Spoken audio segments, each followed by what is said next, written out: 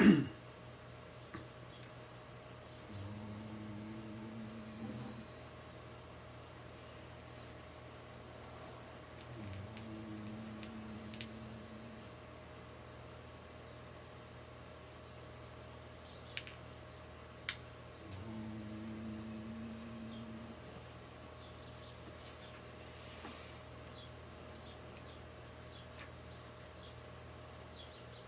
la divine mère, pleine d'amour et de compassion pour tous, soit bénie. Nous allons continuer à apporter la lumière sur le Bhagavad Gita. Aujourd'hui, nous allons parler du chapitre 7 qui concerne la consécration par le renoncement à l'action. Et pour aborder ce chapitre, nous allons toujours faire un petit résumé pour tout ce que nous avions vu auparavant. Dès le début, nous avons dit qu'il fallait présenter d'abord la Bhagavad Gita telle qu'elle est. Et comment devons-nous comprendre la Bhagavad Gita? Nous avions dit qu'il fallait apporter la lumière sur le saint livre hindou qu'on appelle le Mahabharata. La Bhagavad Gita n'est qu'un épisode de ce saint livre. Et nous avons dit brièvement que c'est dans la Bhagavad Gita que nous avions pu comprendre pleinement cet épisode de la Bhagavad Gita, dans lequel épisode l'épicentre ou l'acteur principal est le Seigneur Krishna. Sa manifestation dans cette période signifiait la fin de la période glorieuse où les vertus humaines, individuelles, collectives, sociales et tout ne reposaient que sur les principes directeurs de l'esprit. Donc, la valeur humaine ne se reflétait que par les vertus spirituelles que l'individu incarnait en lui. Et c'est pour ça que nous avons vu que le roi Bharat, pour léguer le royaume à son successeur, quand bien même il avait des enfants, mais il ne trouva aucune vertu spirituelle dans aucun de ses enfants. Il était donc obligé de nommer un autre sujet du royaume qui, évidemment, sur le plan spirituel, était son enfant aussi.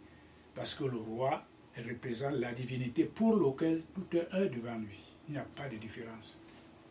Alors, on a donc vu cela. Donc, c'était la fin de cette période. Et donc maintenant, quand Krishna arrive, cette période est finie. La transition de cette période de l'ancienne à la nouvelle que représente donc maintenant Krishna. Les deux faces, il sonna le son pour montrer à l'humanité que cette période qu'on appelle la période glorieuse, l'âge d'or est terminé. Maintenant, nous rentrons alors dans l'ère du matérialisme le plus avancé, ou le Kali Yuga.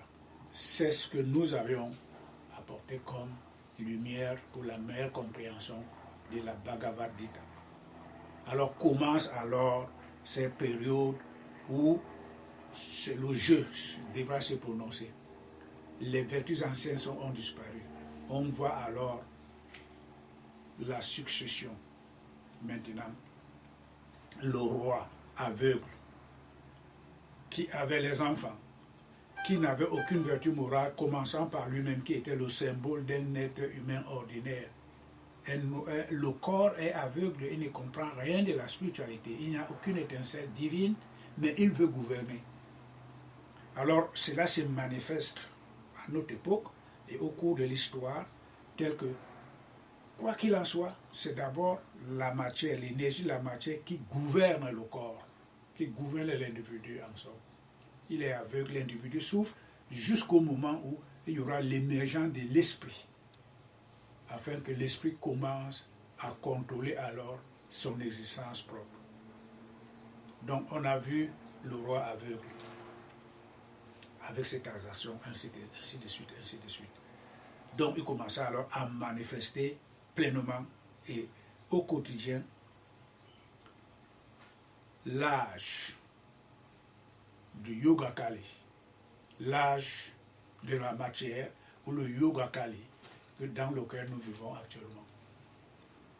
C'était là l'introduction. Le premier chapitre, on nous a fait comprendre le découragement d'Arjuna. Nous avions dit qu'Arjuna est le symbole de l'être humain ordinaire, mais comme le processus, basé sur le processus de la dualité, parce que c'est ça que la divinité a fait, a pris comme base de son évolution, de sa révolution, toujours la dualité. L'homme et la femme, le beau et le lion, on a vu ça. Donc Arjuna, en somme, est le symbole de ces deux types d'Arjuna. L'Arjuna matériel, ou l'être humain ordinaire qui vit, ne sait pas qui il est, qu'est-ce qu'il fait, ainsi de suite, ainsi de suite. Il est gouverné par l'énergie de la matière. C'est celui-là qui est enclin au découragement. Quand bien même il peut avoir certaines connaissances qu'il puisse maîtriser sur le plan de la spéculation spirituelle,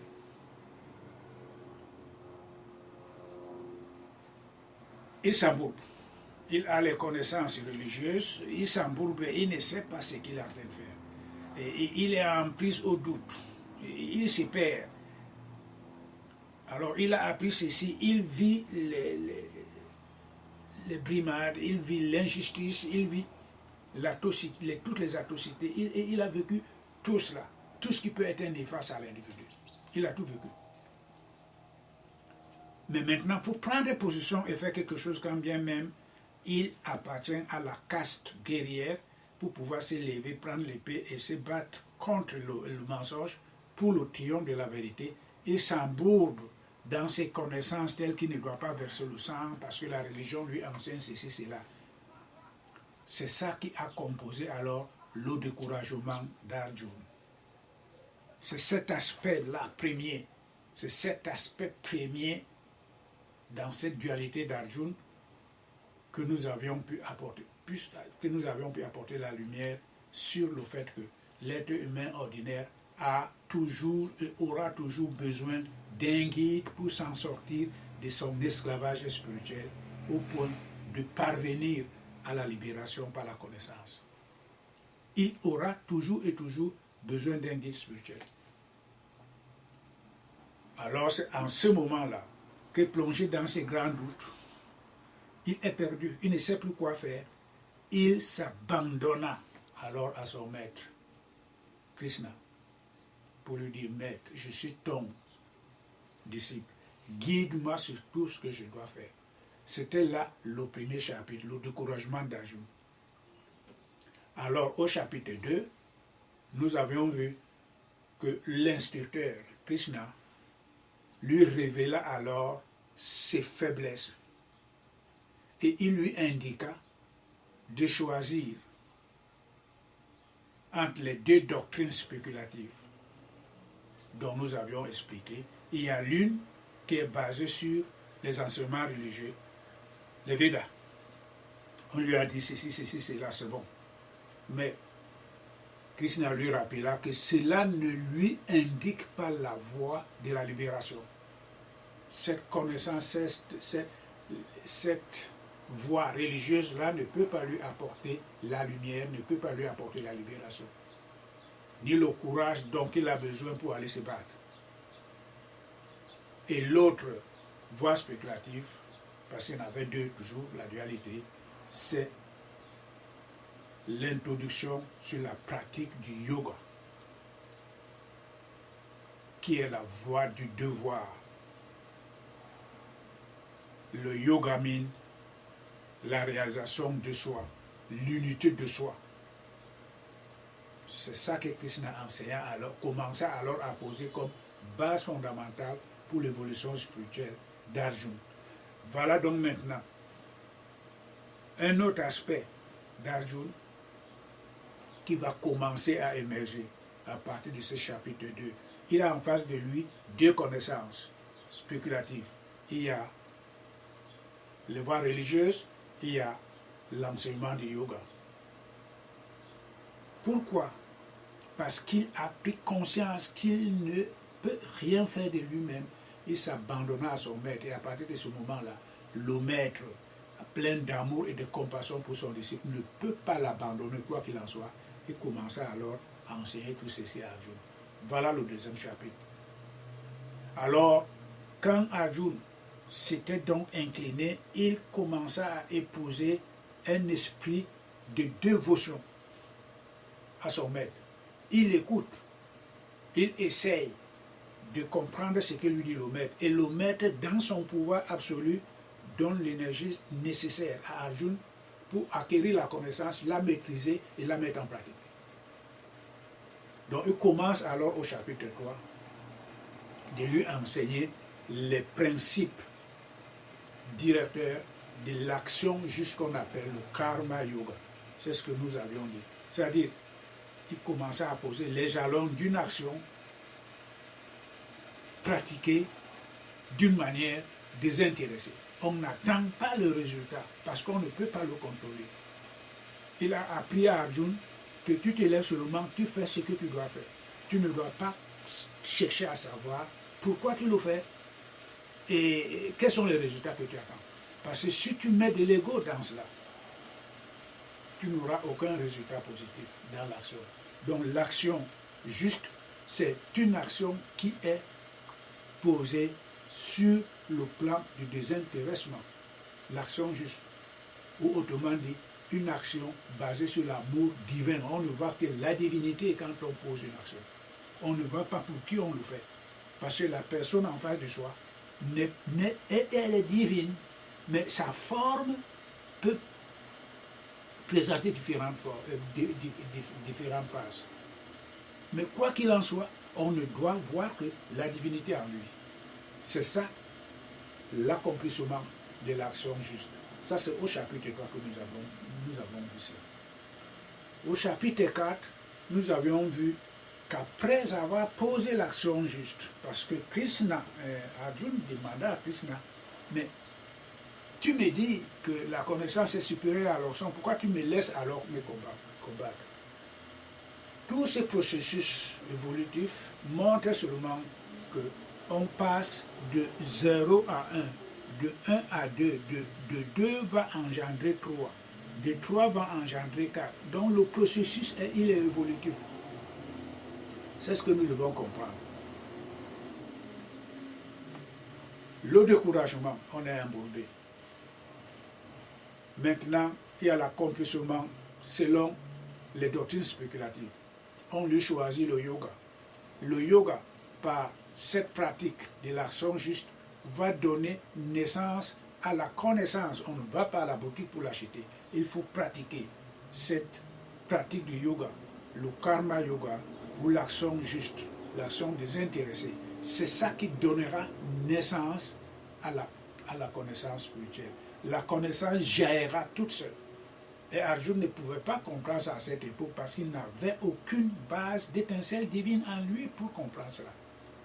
Et ce que disait ou enseignait Krishna ne regarde que tout un chacun de nous. Aujourd'hui, nous l'avons vu, du temps moderne. Arjuna est le symbole de celui qui veut se battre et de celui qui ne veut pas. Les deux côtés, le négatif et le positif. Celui qui est soumis à Krishna et celui qui ne l'est pas. Et celui qui est soumis à Krishna, à travers Arjuna, représente alors le devoir moderne qui comprend que, en se soumettant à Krishna, ou à la divinité, à sa divinité de prédilection, il continuera à pratiquer ce karma yoga, l'action juste où on a plusieurs. Nous avons dit par exemple le Bhakti yoga, c'est le yoga de l'amour divin.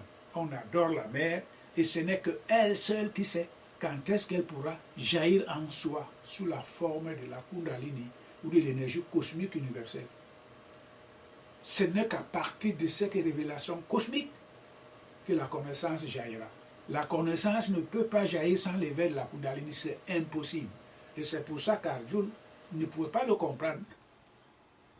Krishna ne s'était pas engagé à lui expliquer ce qui va arriver si tu fais ceci. Il lui dit seulement de faire ça.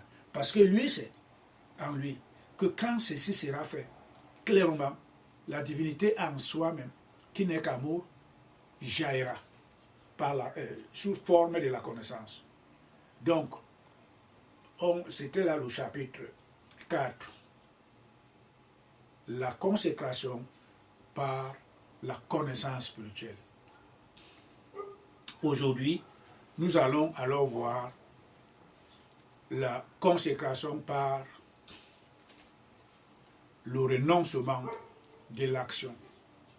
Parce que sans connaissance, le renoncement ne peut pas venir. Tout cela est progressif, c'est-à-dire que c'est un processus d'évolution cosmique pour le pratiquant, pour le dévot, pour celui qui est appelé comme et choisi comme Arjuna, comprendra vers la fin et vivra ses expériences au quotidien par lui-même. Qu'il fallait que je passe par ici pour arriver là où je suis aujourd'hui. Et c'est ça qui est vraiment merveilleux. Comment peut-on alors comprendre le renoncement à l'action si on n'a pas traversé toutes ces premières étapes? On va se dire, ok, Krishna a dit dans la Gita que je dois renoncer à toute action. C'est bien, nous avons vu par exemple, au premier temps, les disciples il y a 2000 ans. Certains croyants, pour renoncer à l'action du désir sexuel, ils devinrent des eunuques. Mais est-ce que le cœur était coupé à l'action du désir sexuel? C'est ça le problème. Donc le renoncement à l'action ne veut pas forcément dire qu'on essaye de dissiper toute tendance négative portée à cette action. Tout cela vient de soi à l'intérieur, de sa maturité spirituelle et de sa consécration pour la réalisation. Donc, ce n'est pas parce que je ne veux plus voir les femmes, je vais rester chez moi. Mais quand on reste chez soi, on ne sort pas. Il y a les yeux qui vont regarder peut-être l'image d'une femme. Il y a peut-être le bruit que nous allons entendre parler des autres. Donc l'entendement, lui, il est là. On va manger, on va marcher. Tout ça, c'est les actions. Jésus avait bien dit dans la Bible que vous avez entendu parler de l'adultère, ils ont dit oui. Que celui qui couche avec une femme aura commis un adultère, non, ils ont dit oui. Mais moi, je vous dis aujourd'hui que celui qui regarde une femme avec les intentions de coucher avec cette femme, les intentions seulement, il aura commis un adultère. C'est-à-dire que l'action est d'abord morale. On accuse souvent le diable par erreur. Ici, on ne parle pas du Dieu de la religion, on parle de la spéculation, de la source de l'intelligence spirituelle. Dieu ne peut pas être contradictoire, comme prétend. Encore, c'est tout à fait normal. Le Dieu de la religion, la connaissance est basée sur la multiplicité de la conscience cosmique. La conscience multiple. Toi, tu es ceci, moi, je suis cela. Ça fait déjà 2 multiplié par n, plus à l'infini. C'est ça, la multiplicité de la conscience. Ça, c'est le niveau le plus élémentaire qu'on puisse avoir. Pourquoi? Parce que la connaissance n'a pas encore jailli en soi. Dès que la connaissance jaillit, là, on devient un. Avec l'ordre cosmique universel, il n'y a que l'un. Il n'y a plus de différence. Il n'y a plus de différence. Donc, c'est à partir de ce moment qu'on devient un, qu'on renonce alors. On ne peut pas renoncer quand on est encore basé sur la multiplicité de la conscience cosmique. C'est impossible. Pourquoi? Parce que l'ego agit. L'ego continue à agir, quel que soit le progrès d'ordre intellectuelle qu'on puisse avoir sur les principes, sur les pratiques qu'on fait au quotidien. La connaissance ne vient que par l'éveil de la conscience primordiale. C'est l'essence là de la réalisation. Celui qui ne l'a pas, il faudra qu'il attende. Et celui qui l'a déjà, c'est qu'il a appelé à réaliser. Et à partir de ce moment-là, quoi qu'il arrive à lui, il ne voit que la mère divine, qui est l'origine de toute chose, qui est toute chose en somme, qui est toute action, qui est toute énergie. Là, on vit dans l'unité de la conscience la plus absolue. On ne va plus à B, X ou Y. Il n'y a que l'un, immuable, qui se met au travers de tous les univers, au travers de tout individu. Et c'est pour ça que lui comprend désormais que mon action, la plus infime qu'elle puisse être, est inclue dans l'action collective universelle et au quotidien. Ce n'est donc pas moi qui contrôle, et ce n'est que la mère divine qui contrôle les résultats. Donc il n'y a plus rien qui puisse le surprendre. Il ne demande plus rien du tout. Il ne demande rien. Parce qu'il est cela. Il est la mère qui fait ça. Il est la mère qui est toutes ses actions. Il est connecté avec elle. Quand on demande c'est-à-dire qu'on se sépare. On verra ça au chapitre 7. C'est ça le progrès d'ordre spirituel en continu.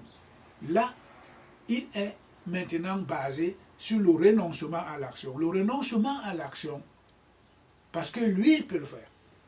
Il sait que le renoncement à l'action est la même chose que l'accomplissement de l'action juste. Tout ce que l'individu puisse faire en mettant toujours et toujours la divinité en présence et en face et au-devant de tout ce qu'il fait. Il ne peut plus être affecté par le résultat de l'action. C'est comme vous avez un parapluie, vous sortez quand il pleut. La pluie ne vous mouillera pas parce que la tête est couverte par le parapluie. Même les feuilles de lotus ne sont pas du tout affectées par la pluie, les gouttes de pluie qui tombent sur eux. Pourquoi? Parce que c'est ça l'ordre naturel.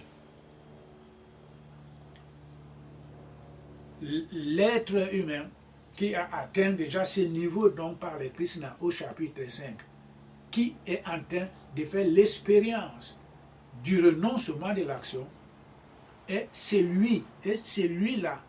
Chaque action qu'il pose ne le concerne plus, parce qu'il commence à être au-delà de l'ego.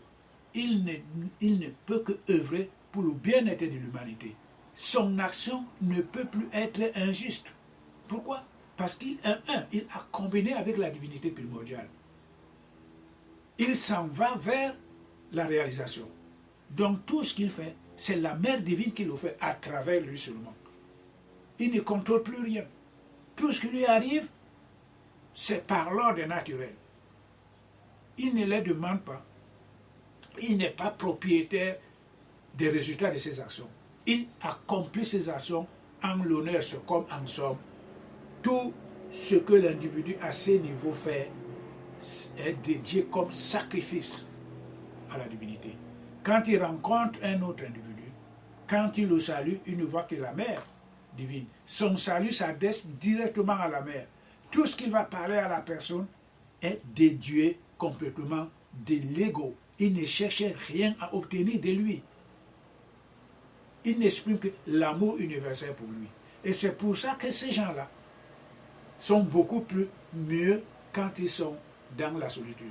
Et anyway, il ne peut plus être constamment mêlé avec de la foule.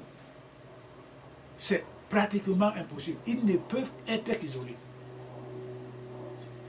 Parce que quand on se mêle avec la foule, c'est s'embraser avec plusieurs connexions énergétiques et ça commence à être compliqué pour eux. Ils sont constamment isolés. C'est ça donc le progrès. Depuis le découragement d'Arjuna au premier chapitre jusqu'au renoncement de l'action, on a vu les chapitres, oui, les étapes à traverser. Il faut d'abord transcender les doctrines spéculatives, Dieu a dit ceci, non, l'autre religion a dit ça, non, il faut aller faire sacrifice, non, il faut faire ceci, non. Donc, ça, il y en a plusieurs, infini. Les connaissances spéculatives, il y en a beaucoup. Mais le maître, quand il t'a choisi, te guide maintenant à commencer à pratiquer l'action juste. L'action juste, c'est l'action désintéressée, qui est complètement dénuée de l'ego. Je fais ça parce qu'il faut que tu me paies ceci. Cette action-là n'aboutit à rien du tout. Donc voilà les progrès que nous avons faits. Après, donc maintenant, quand on passe à ce niveau-là maintenant, la connaissance jaillit. Quand la connaissance jaillit, c'est cette connaissance qui est libératrice. Maintenant, on est guidé par elle. On est guidé par cette connaissance. Même dans la Bible, dans Jude chapitre 20, il a dit, le disciple dit, que l'onction que nous avons reçue ne nous autorise plus à être enseignés par qui que ce soit. Donc quand on a cet éveil de la conscience infinie, même Brahma, le Dieu créateur, vous avez le sentiment qu'il n'a plus rien à vous dire. Pourquoi? Parce que ce n'est pas une question d'orgueil, mais c'est une question de sentiment, d'intuition qui te fait connaître que tu es branché avec ce Brahma. C'est lui qui agit directement à travers ce corps. Vous êtes un, vous êtes branché sur la corps. Vous êtes connecté avec la conscience cosmique universelle, qu'on appelle vulgairement Dieu. Vous n'avez plus besoin de vous attendre à qui que ce soit. Dans ce monde matériel, vous ne dépendez plus de rien du tout. Il n'y a plus rien qui puisse vous faire peur. Tout n'est que illusion dans ce monde matériel. Vous voyez, la maison va s'écouler. Vous perdez tout ce que vous pouvez imaginer de cher pour vous. Tout cela, vous ne perdez rien. Au contraire, vous vous débarrassez de l'illusion. C'est ça la connaissance spirituelle. Et quand elle est là, vous ne pourrez plus jamais vous perdre.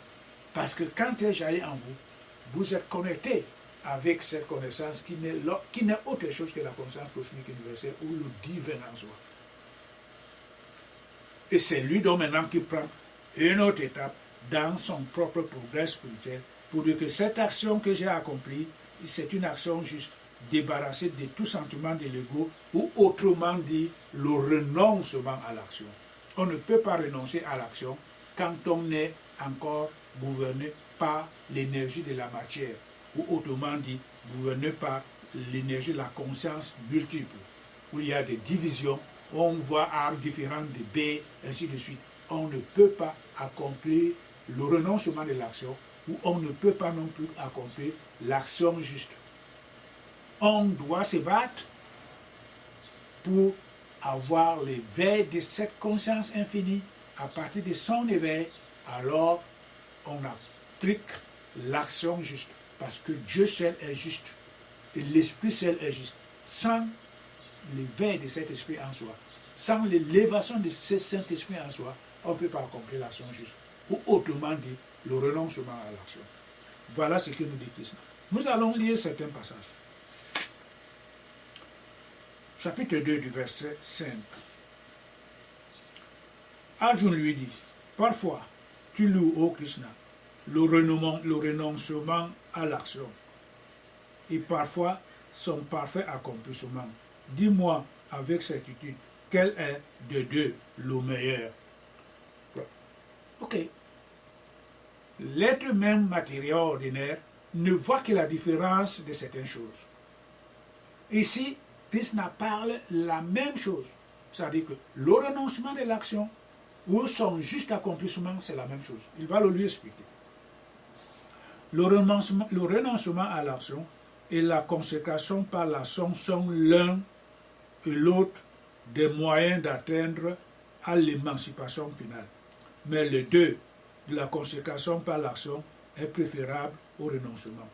On considère comme ascète l'homme qui, libéré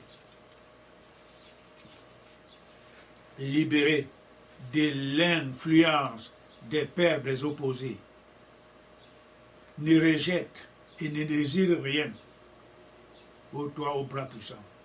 Sans peine, il s'affranchit des chaînes forgées par l'action. Les chaînes forgées par l'action. Voilà ce que dit Krishna. Nous allons reprendre encore ce verset 5. on considère comme ascète l'homme qui, libéré de l'influence des pères désopposés, ne rejette et ne désire rien au doigt au bras puissant. Qu'est-ce que ça veut dire, l'influence des pères désopposés? C'est la dualité, c'est le processus de la dualité. Le beau et le laid, le chaud et le froid. Quand on est libéré de tout ça, on ne voit que la même chose. Il fait froid, c'est bon. Il fait chaud, c'est bon. Il ne fait pas tout cela, vous êtes le même.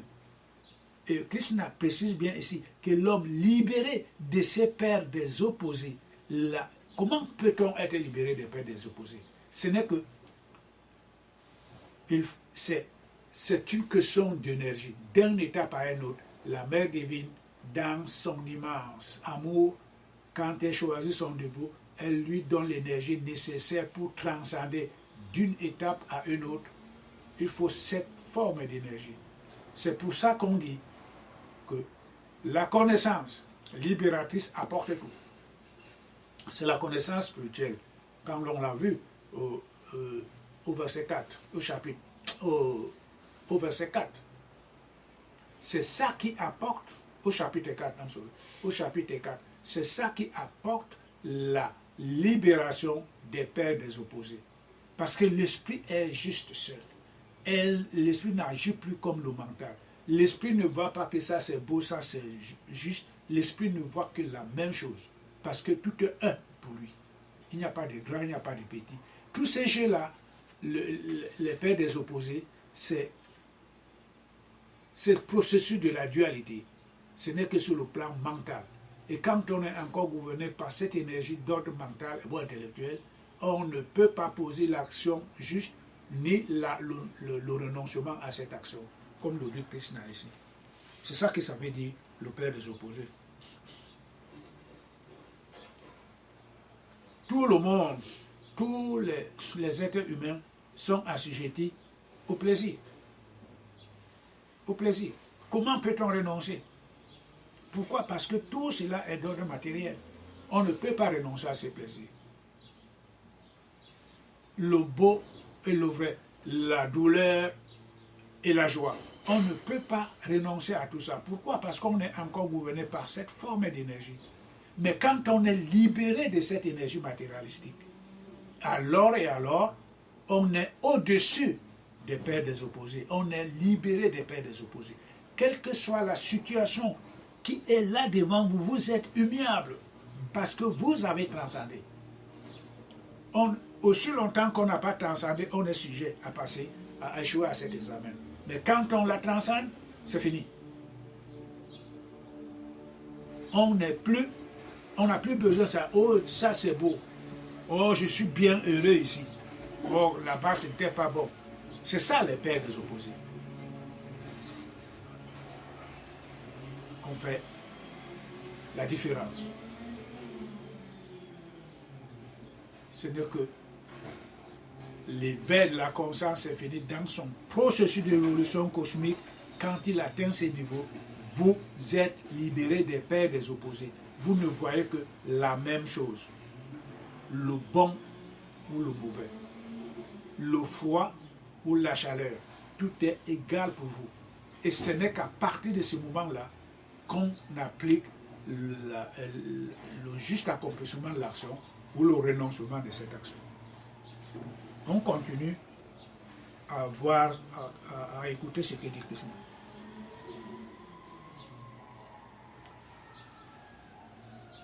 Il dit, celui-là ne rejette rien et ne désire rien.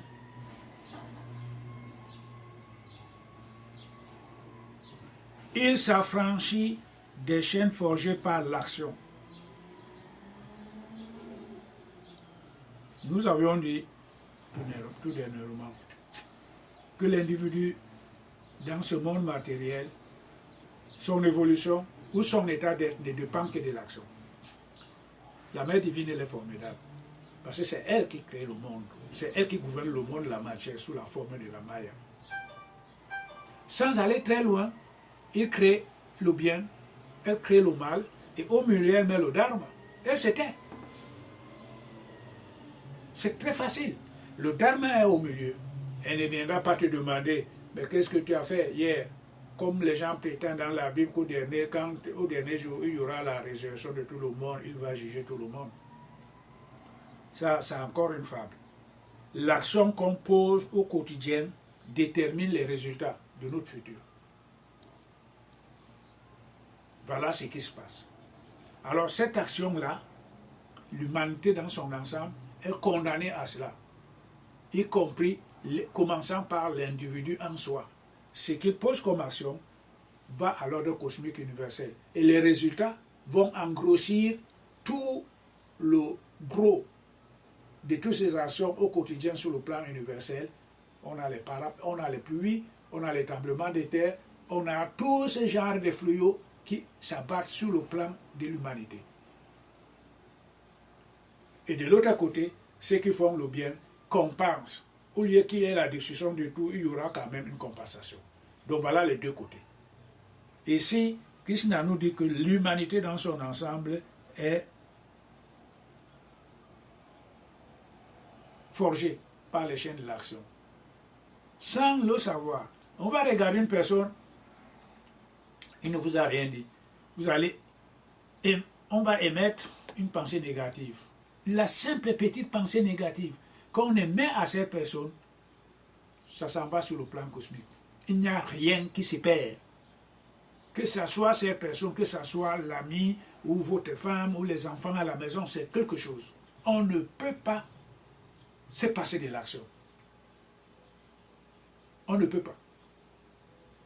Parce qu'elle ne vient pas volontairement par soi-même. L'action vient de la nature qui n'est autre chose qu'une forme de la mère divine sur le plan de la Maya, pour perpétuer l'humanité dans son ensemble, dans cette position que voilà. Et c'est pour ça que quand les avatars comme Christ arrivent, ils ne viennent pas pour sauver l'humanité, le monde dans son ensemble. Il l'a dit lui-même. Il a dit qu'il n'est pas venu sauver Israël. Il est venu sauver l'Israël spirituel. L'Israël spirituel symbolise l'élu, le choisi, qui n'était qu'un symbole de l'ordre de 144 000 membres, ou autrement dit, la conscience cosmique universelle. C'est un chiffre qui est mystique. C'est pour cela que l'avatar incarne au quotidien, tout le temps, pour les sauvegardes. Mais il ne vient pas sauver tout le monde. Pourquoi tout le monde est lié à l'action, et cette action-là n'entraîne qu'au désastre de l'humanité dans son ensemble et de l'individu qui le pratique. Ça, c'est très important à le retenir. On l'a souvent plusieurs fois répété. Les enfants seuls, et non les sages, parlent du renoncement à l'action. Les enfants, c'est-à-dire, ce n'est pas les bébés qui vont à l'école primaire, non, mais les enfants sur le plan spirituel. Ceux qui n'ont pas encore eu l'éveil de la conscience pour avoir la connaissance libératrice, c'est eux qui parlent de ces différences-là.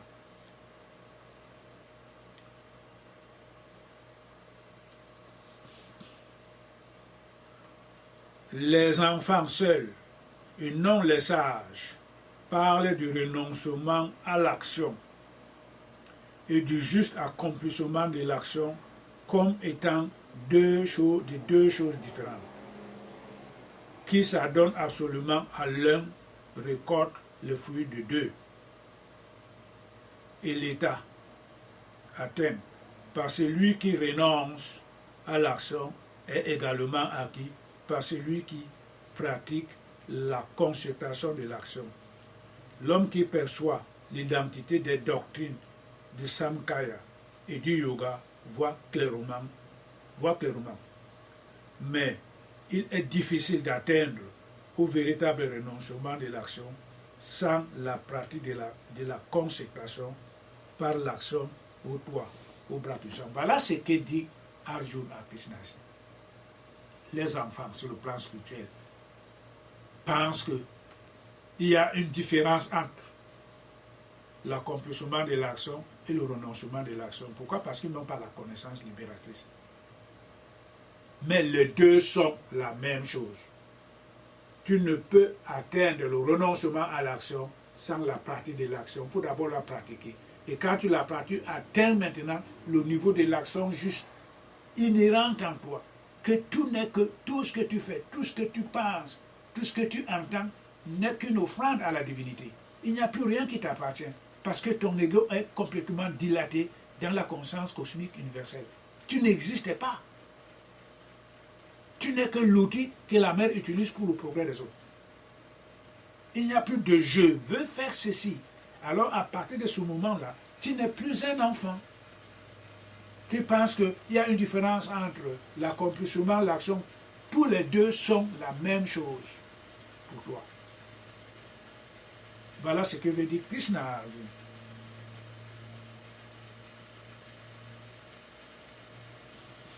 Tandis que les fidèles engagés dans le juste accomplissement du devoir ne tardent pas à approcher de l'Esprit suprême, l'homme au cœur purifié, qui a complètement maîtrisé son corps et donné ses sens, et pour qui le seul soi est le soi de toutes les créatures, n'est point souillé même en accomplissement de ses actions. On s'identifie donc maintenant à l'Esprit suprême qui est un, l'absolu immuable. Il n'y a pas de différence. C'est ça que veut dire Krishna ici. Donc pour atteindre ces niveaux, on a deux. Le premier niveau, c'est l'expression de la conscience multiple. Moi, je suis catholique, toi, tu adores les images, tu ne vaux rien, ainsi de suite. Bon, moi, je suis aussi témoin, mais moi, je suis aussi témoin de Jéhovah, mais toi, tu es catholique. Dieu a dit qu'il faut aller prêcher la bonne nouvelle de porte en porte. Toi, tu ne vaux rien, moi, je vaux. C'est ça la conscience multiple. On trouve toujours une différence. On trouve toujours une erreur chez l'autre. Il faut que l'ego s'exprime au préalable. Et l'ego, en s'exprimant, met les barrières, sépare. On ne peut rien faire d'autre que cela. Pourquoi? Parce que c'est l'orgueil. Je te dépasse, toi, tu n'es rien. C'est ça l'expression et l'énergie qui gouverne tout ce monde-là, qui sont encore assujettis à l'énergie de la conscience multiple. Mais ici, Krishna parle de l'esprit un, de la conscience une et indivisible. Il faut donc aller progressivement et selon le plan et la direction et la grâce de la mère pour parvenir de l'accomplissement de l'action juste, de la réception de la connaissance. Et là maintenant, on peut donc parler du renoncement de l'action. Ça ne peut pas venir comme ça. Et c'est pour ça que Krishna, lui, il nous apprend ici ce qui se passe. Je vais encore le lire ici. Tandis que le fidèle engagé dans le juste accomplissement du devoir ne tarde pas à approcher de l'Esprit suprême. Voilà.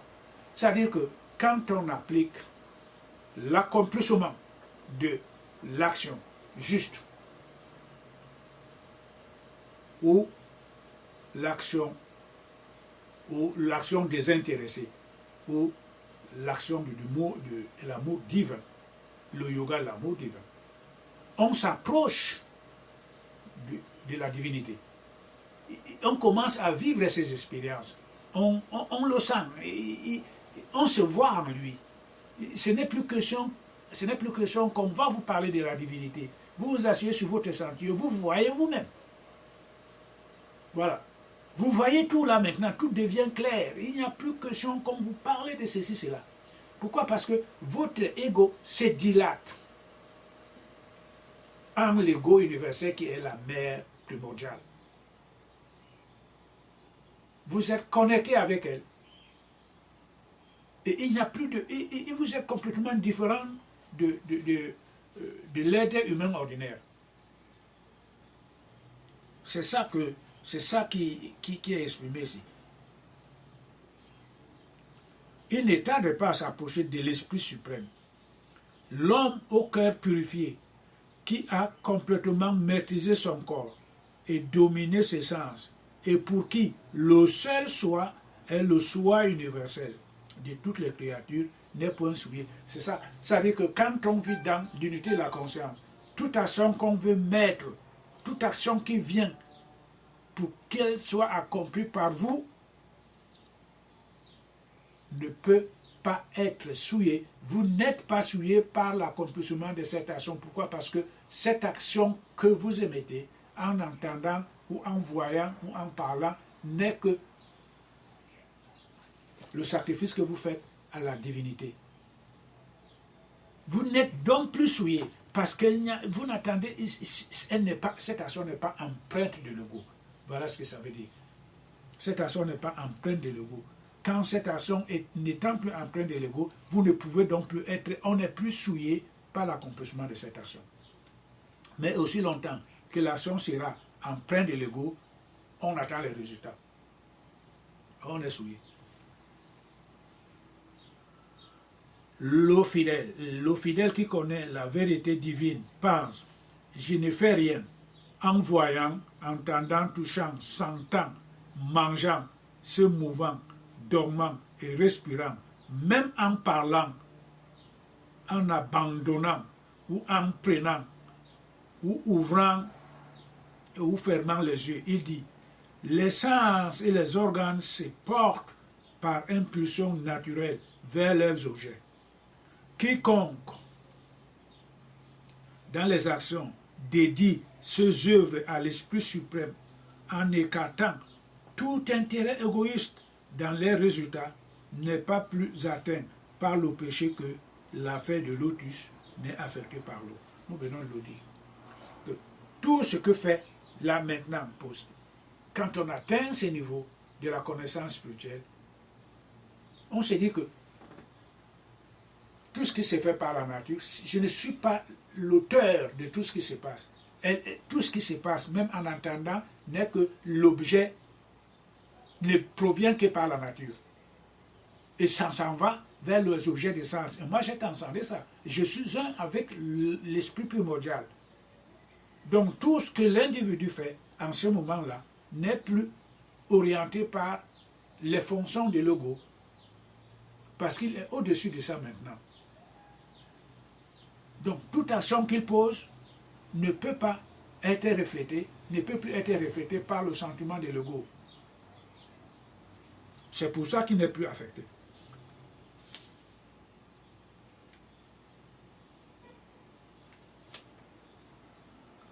Ok.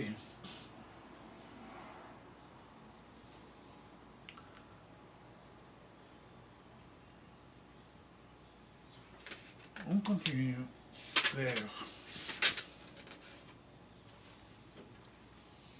l'homme qui est consacré et qui n'est pas attaché au fruit de ses actions obtient la quiétude, tandis que celui qui est attaché au fruit de l'action par le désir se trouve enchaîné par ses désirs mêmes. Donc, Krishna enseigne à Arjuna, ou bien il nous enseigne ici, que quand tu poses une action d'une manière désintéressée, tu es libre. Tu n'es plus dans la quiétude. C'est-à-dire que l'individu, au quotidien, doit s'élever.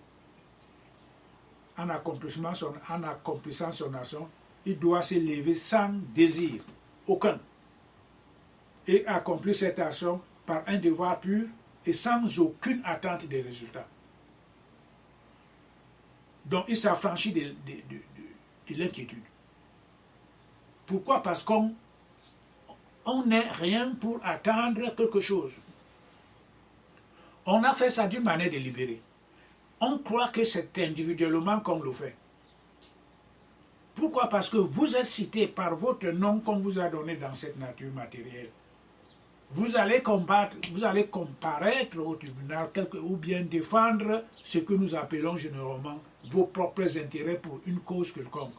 Mais il faut s'élever sans... Vous partez à la bataille. Il faut s'élever sans désir.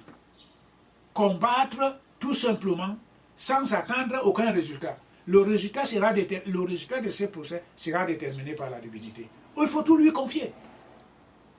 Parce que vous n'êtes pas concerné. Quel que soit le résultat, vous aurez échoué à ce procès, tant mieux. Vous l'aurez gagné, tant mieux. C'est ça que Krishna veut nous dire ici. Donc celui qui a atteint ce niveau n'est plus au-delà de l'inquiétude de l'action qu'il pose. Parce qu'il oppose d'une manière désintéressée. On subit par exemple des injustices sociales. Vous allez vous plaindre. en vous plaignant, vous n'allez pas vous exposer seulement les faits, parce que vous êtes appelé à défendre la vérité d'une manière vraiment claire. Mais vous n'attendez pas les résultats. On va noyer votre vérité, le monde est ainsi fait, cela ne va pas vous affecter. Vous gagnerez encore ce procès parce que la vérité doit triompher. Vous n'allez pas vous approprier de cette victoire. Tout dépend de la divinité. C'est ça le contexte dans lequel on doit se situer.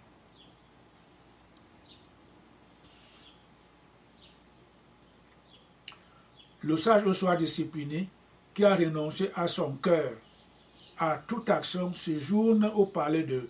Voilà, Amen. Il dit, Krishna dit ici, séjourne au palais dans la cité aux 9 portes de sa demeure, sans agir ni provoquer l'action. C'est-à-dire, le sage, celui qui a réalisé la mer. Voilà. C'est celui qu'on appelle le sage. Il est devenu maître. Il séjourne dans le palais à 9 portes, c'est-à-dire son corps qui a 9 ouvertures, la bouche, les oreilles, ainsi de suite. Il y a 9 ouvertures.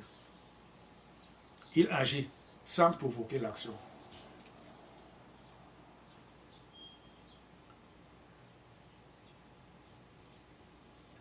Il séjourne dans ce corps, sans agir ni provoquer l'action. Tout ce qui lui arrive vient par la nature, dans laquelle il compose est devenu une. Et ce qu'il fait est parfaitement juste, parce qu'il le fait désormais sans aucun indice de l'ego.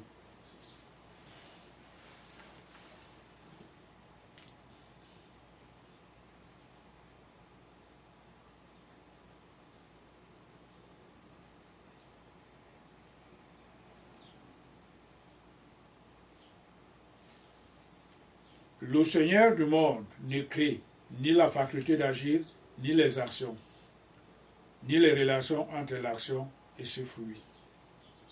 C'est la nature. On a 2 aspects de la mère divine. L'esprit et la matière, c'est la même chose.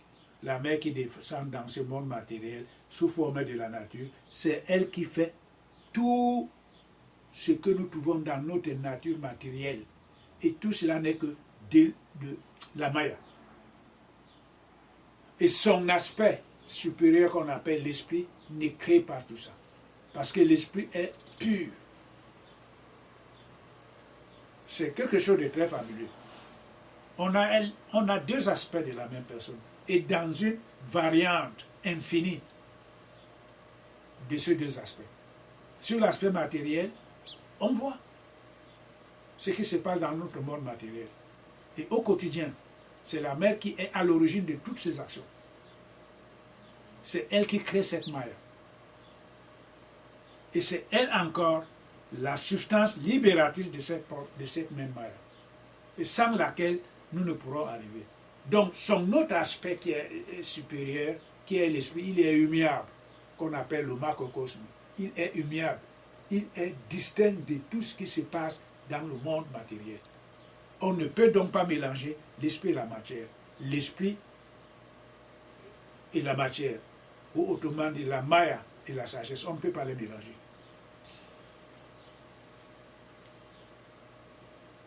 C'est la nature qui prévaut en elle.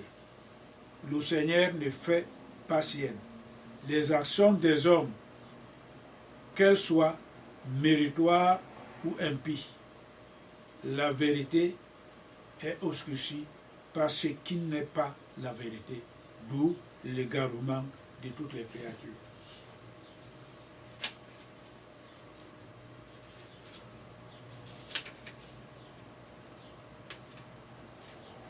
Dans le même au chapitre, au verset 19, Krishna dit ici: ceux qui conservent ainsi l'égalité d'âme gagnent le ciel même dans cette vie, car le suprême est exemple de péché et toujours humiliable. C'est pourquoi il repose dans l'Esprit suprême. Quand on atteint, il venait de nous décrire l'aspect de celui qui habite dans ses corps à neuf ouvertures, dans ses palais à neuf ouvertures, donc le maître. Quand le maître atteint cet état, il ne fait plus d'action. Les actions lui viennent par la nature de la mère divine, par la nature qui est la mère divine, pour le progrès et l'harmonie de ces mondes matériels. Il ne fait plus rien pour lui. Il est là, le maître est là pour le progrès de tout le monde, pour le progrès de l'humanité dans son ensemble. Il ne fait plus rien pour lui. Et c'est celui-là, donc, qui atteint Dieu, qui atteint donc maintenant cet état d'évolution spirituelle qui lui permet de composer avec la divinité. Il devient un avec lui.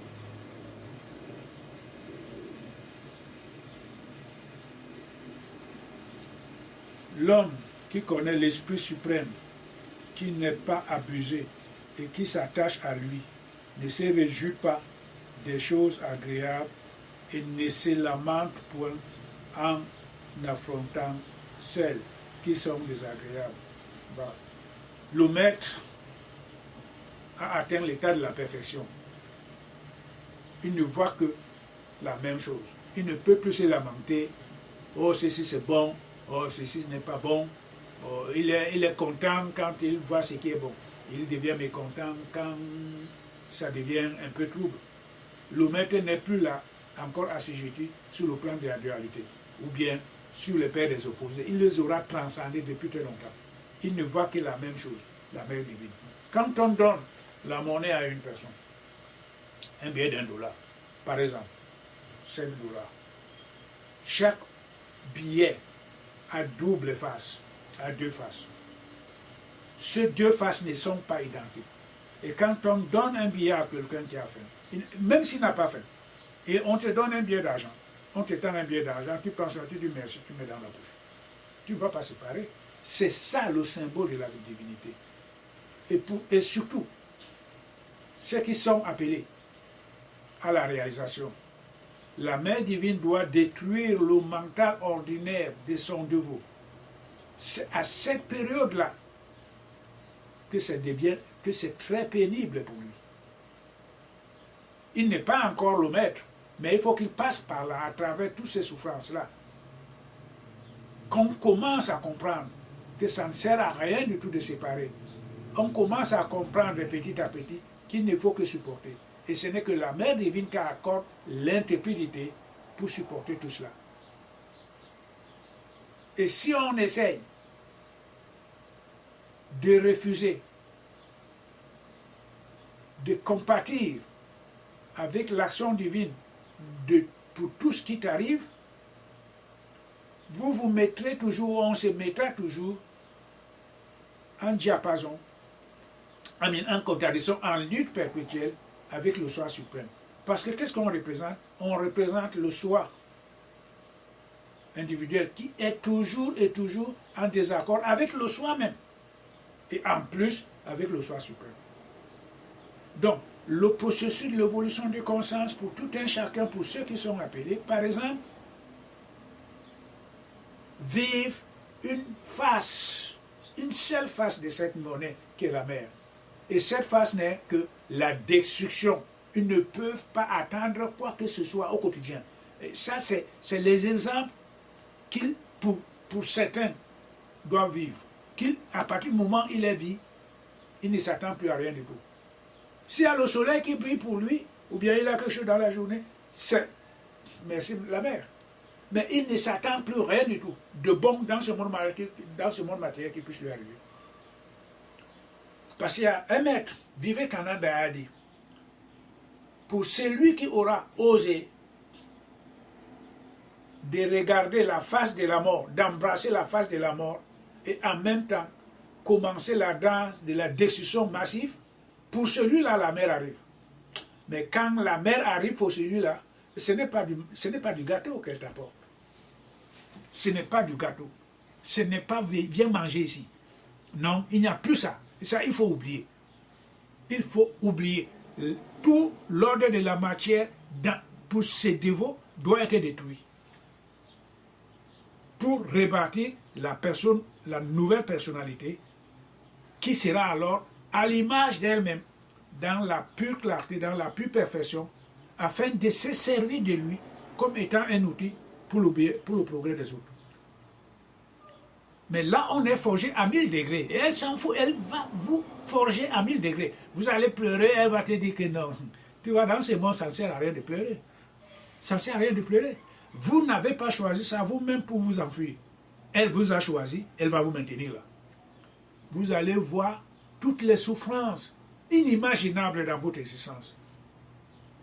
Pour cette période de purification, c'est inimaginable. C'est cette face de la monnaie. Et après, donc maintenant, quand vous aurez traversé toutes ces épreuves, vous allez alors refléter l'image divine pleine en vous et vous devenez maître, comme on venait de le dire là. Pour celui-là, il a déjà atteint l'accomplissement du divin en soi. Il séjourne donc maintenant dans la cité du divin. Il n'y a plus rien du tout pour lui. Il atteint la perfection. Il est devenu maître. Mais voilà les étapes successives qu'on doit comprendre. On ne va pas seulement à partir de l'ordre du mental, on devient maître, non. Il faut participer aux étapes successives, par exemple, pour la purification de soi. Et cette purification entraîne le dévot à traverser les périodes les plus difficiles pour lui. La traversée de l'ombre de la mort. Ce qu'on appelle dans la Bible l'Armageddon. Pour atteindre l'état du maître, ce n'est pas évident. Et c'est pour ça que Christ lui-même dit que si ces périodes n'étaient pas écoutées, personne ne serait sauvé. C'est une vérité. C'est ça la face de la libération. On ne vient pas manger à table en écoutant le Beethoven comme musique, en corrigeant même certains autres, quand bien même on n'est même pas musicien. Voilà, et parce que l'âme impure, débordant dans son ignorance, croit tout savoir. On n'atteindra jamais Dieu. On n'atteindra jamais la libération sur ce plan-là. C'est faux. On peut s'évoluer sur le plan mental, acquérir même les forces et les puissances mentales, mais il n'y aura pas la libération sur ce plan-là. Jésus a dit qu'il faut naître de nouveau. Quand on naît de nouveau d'abord, il faut entamer la période de la purification de l'âme pour qu'elle reflète l'image divine réelle en elle-même. Cette période-là était difficile. Elle est très difficile. Il faut reconstruire ce mental pour que ce mental ordurier humain, avec les à peu près, les programmes, les constructions mentales, les jugements d'a priori, et tout cela doit être complètement dénué. On ne va pas créer un autre mental, mais il faut transformer. Ce mental a été transformé successivement du mental animal qui était électrique au mental humain ordurier avec les raisonnements d'à peu près comme je venais de dire. Après, ça doit encore se transformer au mental divin. Il y a trois. Et ce mental divin, pour de l'humain au divin, c'est ça la construction de la nouvelle personnalité. Il faut briser tout ce qui est matériel ou de l'ego en l'homme, sachant que l'être humain ne peut jamais et ne pourra jamais atteindre la libération aussi longtemps qu'il restera en lui une petite trace de l'ego. C'est pour ça que la mère, dans l'immensité de sa grâce et de son amour, purifie son disciple sans relâche. C'est-à-dire qu'il t'aimait au moins 2 points, 2 coups successifs. Et il travaille sur plusieurs tableaux à la fois. Et au quotidien, on ne peut même pas se lever la tête, il y a encore 5 qui vont tomber. Comment vous allez faire? Vous n'êtes même pas encore sorti, elle ajoute encore 7. Elle ajoute encore 20, ainsi de suite, jusqu'à ce que la purification soit atteinte son apogée. Et tout le monde qui ont réalisé la messe sont passés par là. Il ne faut pas croire qu'il va changer le programme parce que c'est rame aujourd'hui. Non. La voie, elle est la même pour tout le monde. Et c'est pour ça que c'est très très important de comprendre l'émancipation spirituelle qu'apporte la connaissance de la Bhagavad Gita. On part de rien.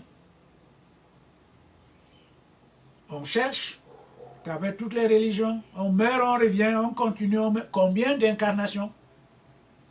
Après, on tombe sur un maître qui va nous donner l'initiation de la pratique du yoga. Combien de vies on va encore le faire? Plusieurs vies. On va atteindre donc maintenant l'émancipation de ces yogas. On pourra donc maintenant commencer à comprendre l'intérêt de la pratique du karma yoga, de l'action juste. On continue toujours, après plusieurs vies, la connaissance jaillira. Après que la connaissance aura jailli, alors on continue peut-être plusieurs vies, cette connaissance atteindra le point maximum qu'on appelle le 6e chakra. Et les ordres spirituels commenceront. C'est à ce moment-là que Christ et Jésus-Christ, l'autre aspect de Krishna, dit que les morts en Christ ressusciteront les premiers. Parce qu'on ne peut même pas commencer à s'arranger vers la libération finale tant que la Kundalini n'a pas encore atteint le 6e chakra. Quand il est là-bas, le disciple reçoit, vit les expériences spirituelles. Alors sa connaissance commence à s'affirmer sur beaucoup de plans. Et c'est là qu'il commence alors l'exode. L'exode, il sort de l'Égypte ou de l'obscurité de ce monde matériel. Il commence alors à s'avancer vers la lumière ou la conquête de la terre promise ou la libération finale. C'est cette période-là qu'on appelle Armageddon. C'est dans cette période-là que commence alors la destruction de la nature matérielle de ses dévots. C'est là où ça commence à être difficile pour lui. C'est pour ça que la mère dit que tu ne peux pas commencer ça avant. Parce que vous n'avez pas encore atteint le point de non-retour. La mère dit, quand mon dévot aura atteint le point de non-retour, alors je commencerai sa purification pour sa libération finale. C'est ça que dit la mère. Parce qu'avant, si on commence par exemple, le chakra, la Kundalini au 6e chakra, on fuit la mère, on ne voudra même pas entendre parler d'elle. Parce que ce que le disciple vit pour sa purification finale, c'est quelque chose. Il faut garder ses expériences personnelles. Parce que si on le dit aux autres, ça ne répond pas. Ce n'est pas en rapport avec leur karma. On les garde avec soi. Il y a certains, c'est pour ça qu'on doit être isolé. Parce qu'il y a certains qui peuvent voir le disciple là, vivant ses actions. Il risque d'abandonner la spiritualité. On a vu l'exemple de Job dans la Bible. Ses amis venaient le regarder, venaient le voir. Il avait atteint, il avait perdu tout l'ordre matériel. Il a perdu, sa femme a perdu la foi. Il a perdu ses enfants. Il n'avait plus rien. Après, il est tombé malade. Mais sa foi était toujours là. Pourquoi? Parce qu'il avait déjà l'éveil de la conscience. Ce qu'il fallait pour Job, c'est la destruction de l'ordre matériel, du mental humain. On est obligé de passer par là. Lui ne connaissait pas. Mais, ses amis ne connaissaient pas. Mais le soi intérieur lui a indiqué la vérité. Donc, ses amis qui ne comprenaient rien, certains venaient lui raconter n'importe quoi, comme quoi, bon, ses actions mauvaises, c'est pour ça que Dieu entend le condamner. Mais ce n'était pas ça. Et à la fin, Dieu a dit à Job de dire à ses amis de faire un sacrifice, sinon il allait le tuer.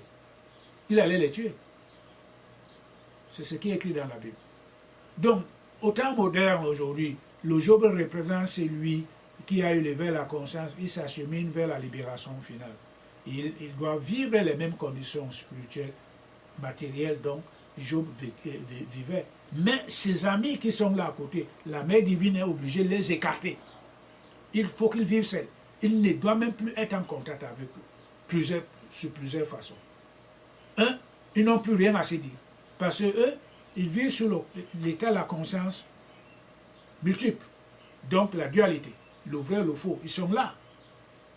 Lui, il vit désormais sur l'unité de la conscience. Ils n'ont plus rien à se dire. Ils sont sur deux tableaux complètement différents. De un. Et eux, ils voient les choses sur le plan mental. Ils peuvent s'affaiblir.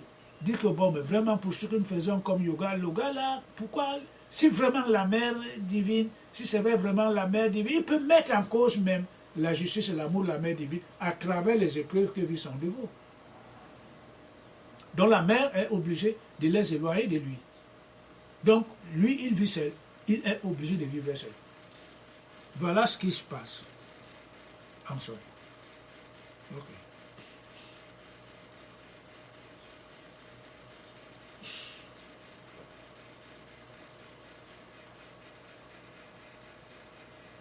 L'Esprit suprême qui n'est pas abusé et qui s'attache à lui ne se réjouit pas des choses agréables et ne se lamente point en affrontant celles qui sont désagréables. Celui dont le cœur est détaché des objets des sens trouve le bonheur en lui-même et uni à l'Esprit suprême par la consécration. Il jouit d'une béatitude impérissable. Les jouissances nées du contact des sens avec les objets extérieurs sont des matrices de douleur, vu qu'elles ont un commencement et une fin. Le sage, au fils de Comté, ne s'y complaît pas. Voilà. Le sage, nous venons de dire que le sage c'est déjà un maître, ou que celui qui atteint la libération finale.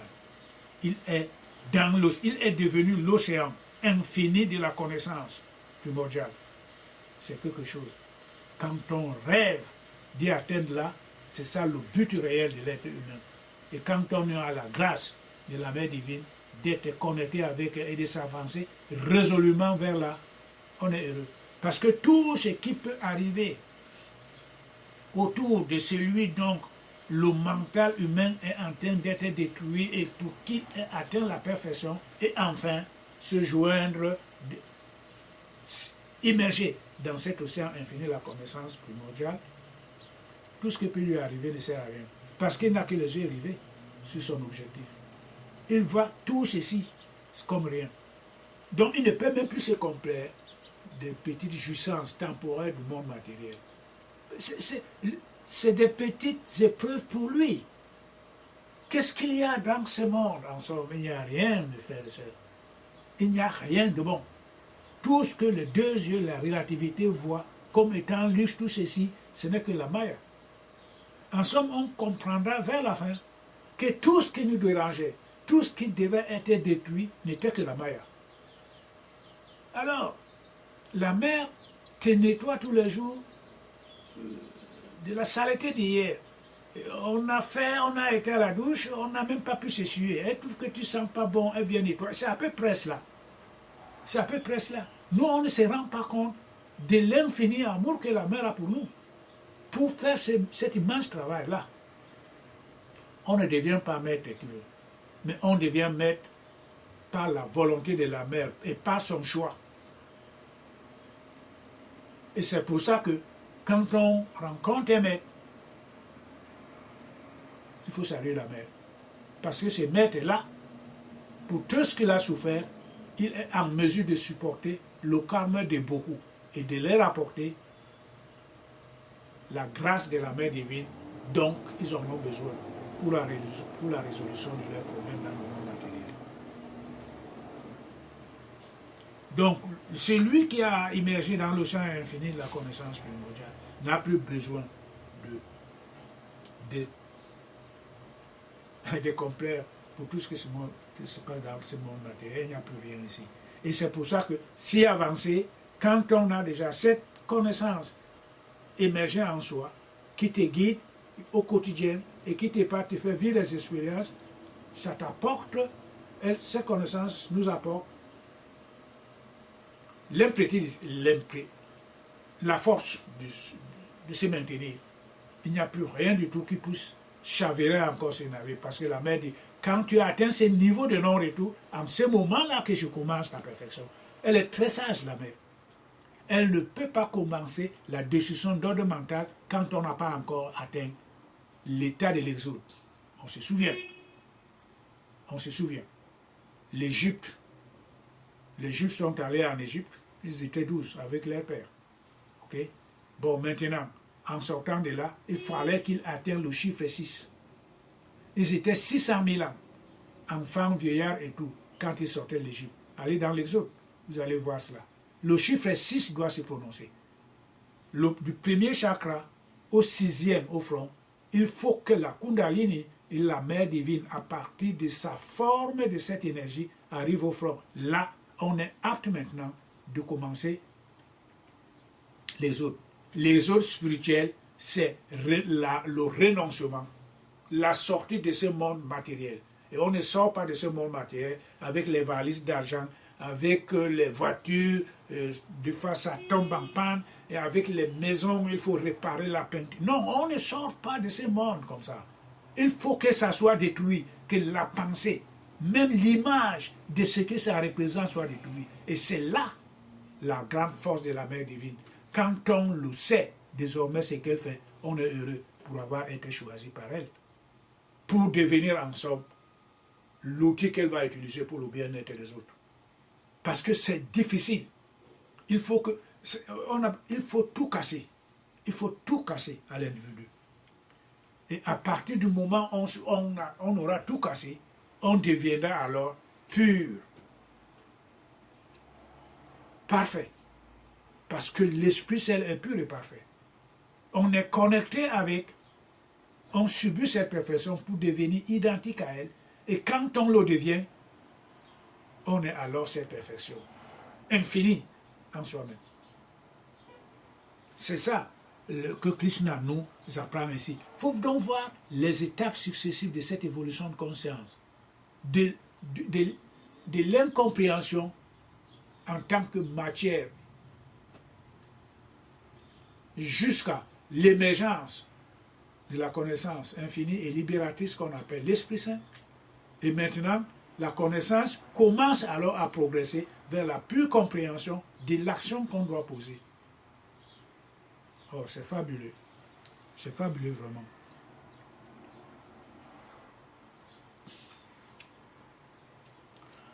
Et au verset 23 du chapitre 5,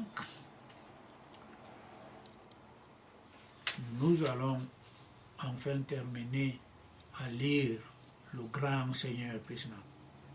Il dit, un fidèle consacré est béni, celui qui arrive durant sa vie terrestre, avant que l'âme ne soit libérée du corps, à résister aux impulsions nées du désir et de la colère. L'homme qui est heureux en lui-même et illuminé intérieurement est un fidèle consacré, participant de la nature de l'Esprit suprême. Il est absorbé. Les sages, pareillement illuminés, dont les péchés sont épuisés, qui sont libérés de l'illusion, maîtres de leurs sens et de leurs organes, et voués au bien de toutes les créatures, parviennent à s'assimiler à l'Esprit suprême. L'assimilation à l'Esprit suprême est de deux côtés de la mort pour les hommes libérés du désir et de la colère, qui sont tempérés dans les pensées, sont soumises et qui connaissent le soi véritable. L'anachorète, qui isole son âme sereine de toute sensation de contact, qui fixe son regard entre les sourcils et fait penser son souffle par deux narines avec régularité dans l'aspiration comme dans l'expiration. Donc, les sens et les organes, le cœur et la raison sont tenus sous contrôle, qui aspire uniquement à la libération et demeure constamment exemple de désir et de colère, est affranchi de la naissance et de la mort, même dans cette vie, sachant que c'est moi, le grand Seigneur de tout le monde, et l'ami de toutes les créations, de toutes les créatures, qui goûte le fruit de tous les sacrifices et de toutes les austérités. Il m'atteindra et obtiendra la béatitude. Voilà la conclusion de Krishna.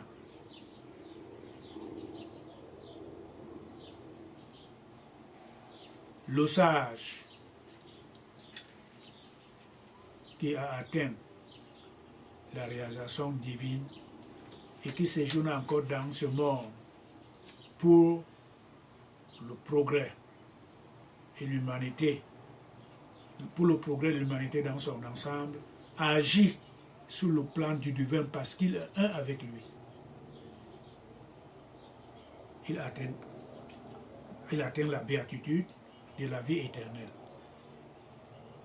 C'est alors là le but de celui qui fait la progression selon le plan divin par rapport à ce que nous avions bien décrit, par rapport à ce que nous avions développé, du découragement d'Arjuna jusqu'au renoncement de l'action. Nous avions bien compris que le renoncement de l'action, c'est les enfants qui croient qu'il y a une différence entre le renoncement et l'accomplissement de l'action juste. Les deux sont la même chose.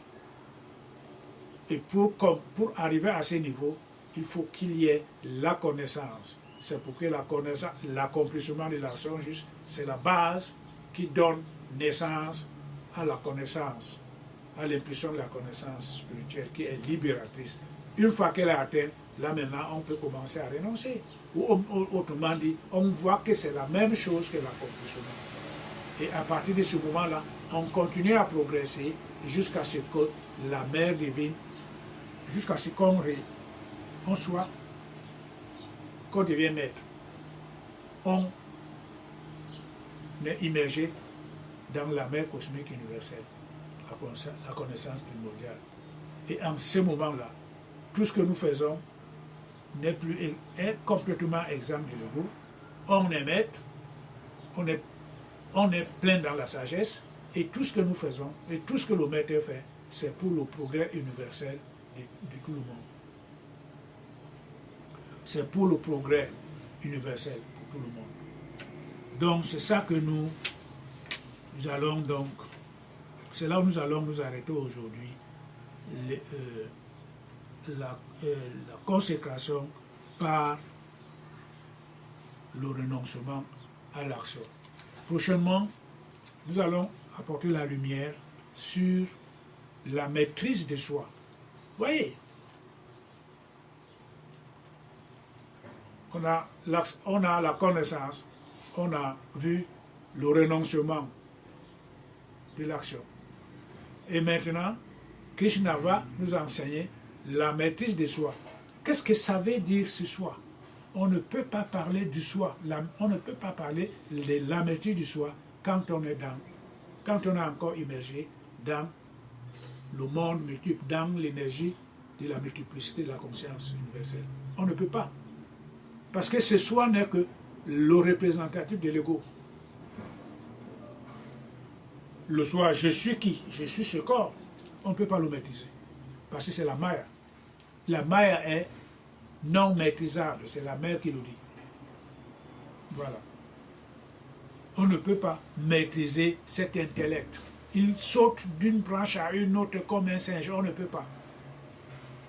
Là maintenant, nous allons voir au chapitre 7 que le soi en somme, c'est le soi universel. Une parcelle de ce soi universel qui est ce soi.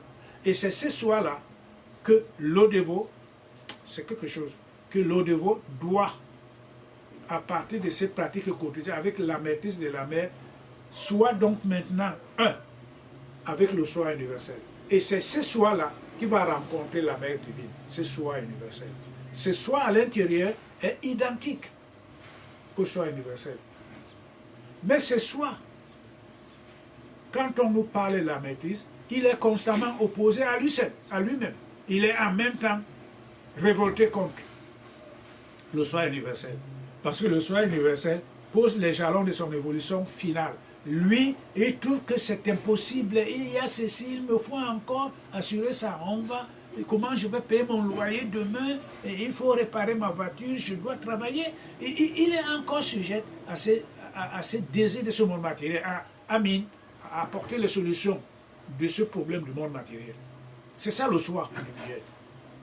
Alors, la progression dans la connaissance absolue et libératrice lui permettra donc de comprendre qu'il faut qu'il atteigne l'état de l'acceptation. C'est-à-dire que ça vient progressivement. C'est quelque chose, c'est-à-dire que ce n'est pas lui qui évolue, c'est la mère en somme. Quand on aura compris, ça devient très simple. Le dévot à ce niveau-là, c'est qu'il n'est rien. C'est la mère qui évolue à travers ses corps. Donc la révolution cosmique de cette même mère, en tant que soi, c'est lui qui fait tout ça. C'est elle qui fait tout ça. Donc la mère fait comme si elle était révoltée contre le soi supérieur, alors que c'est une même chose. Le soi individuel avec le soi supérieur, c'est la même chose. Pour les autres qui ont eu la grâce de voir, d'avoir comme expérience spirituelle, peuvent le dire. Le sommet de la Terre s'ouvre comme une fenêtre. Ici, c'est par là que l'esprit incarne quand on naît. C'est par ici. Et c'est par cette ouverture cosmique ou mystique que le soi sort de ce corps. C'est comme on sort de chez soi pour aller au travail. On ferme la porte. Le soi sort. Et vous le voyez sortir, ce n'est pas comme vous dites. Vous êtes encore sensible. Je parle de la sensibilité de l'être ordinaire, qui sait que je ne suis pas endormi, mais je regarde encore. Vous voyez l'esprit sortir. Le soi individuel sort de ce corps et va rejoindre, va être connecté avec le soi suprême qui est la conscience cosmique universelle, sous forme d'une voûte à multicouleurs, très fabuleux, qui va jouer de là-bas. Après quelques minutes, il sort encore de là-bas, il vient encore dans ce corps. C'est ça l'expérience de la mort et de la vie. C'est fabuleux quand la divinité qui vous aime tant et qu'il vous félicite dans le progrès d'ordre spirituel, vous fait vivre ces expériences de cette nature. C'est fabuleux. Vous n'êtes pas endormi. Vous pouvez être debout, peut-être avec des copains. Vous prenez quelques minutes, seul vous partez. Et on va vous parler, vous ne comprenez plus rien du tout. Eux aussi seront obligés de se taire. Jusqu'à ce que vous repreniez l'action. Ils sont témoins, vous n'êtes pas endormi. Vous pouvez être au téléphone, vous parlez à quelqu'un, ça peut vous arriver. Et la personne va attendre que vous continuez à parler. C'est quelque chose de fabuleux. Donc c'est soi, ce n'est pas le soi qu'on indique là, il faut te maîtriser. Il ne peut pas se maîtriser. Il ne sait même pas ce que c'est, celui dont vous parlez. On parlait du soi réel, le soi qui va commencer à se manifester pleinement à partir de vos propres progrès sur la pratique de l'action juste. Alors il est obligé donc maintenant de composer avec vous. C'est ce soi-là que nous allons développer prochainement. Merci. Que la Mère divine apporte toujours sa grâce pour notre progrès spirituel afin de lui être utile pour le progrès des autres. Que soit béni Marc-Allé.